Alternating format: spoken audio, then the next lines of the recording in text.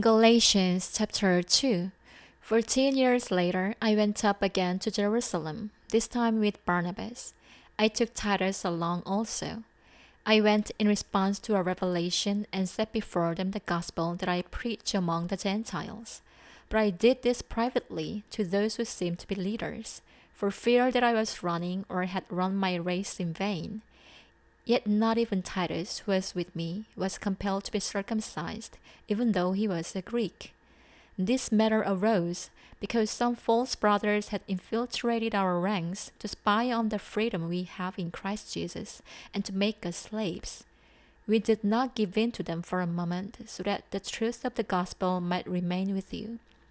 As for those who seem to be important, whatever they were makes no difference to me. God does not judge by external appearance. Those men added nothing to my message. On the contrary, they saw that I had been entrusted with the task of preaching the gospel to the Gentiles, just as Peter had been to the Jews. For God, who was at work in the ministry of Peter as an apostle to the Jews, was also at work in my ministry as an apostle to the Gentiles.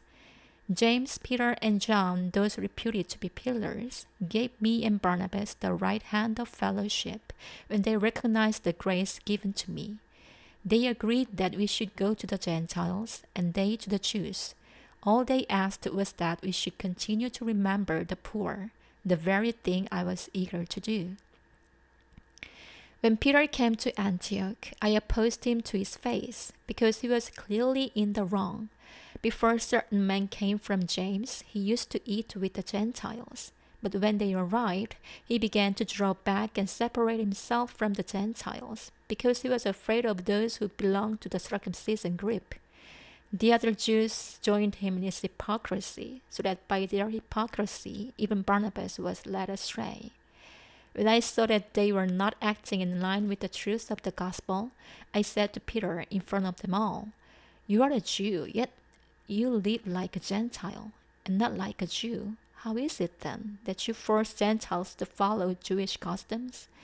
We who are Jews by birth and not Gentile sinners know that a man is not justified by observing the law, but by faith in Jesus Christ.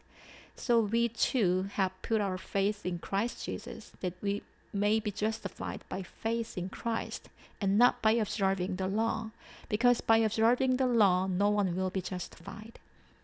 If, while we seek to be justified in Christ, it becomes evident that we ourselves are sinners, does that mean that Christ promotes sin?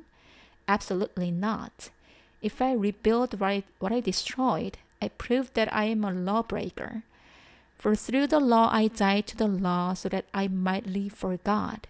I have been crucified with Christ, and I no longer live, but Christ lives in me. The life I live in the body, I live by faith in the Son of God, who loved me and gave himself for me. I do not set aside the grace of God, for if righteousness could be gained through the law, Christ died for nothing.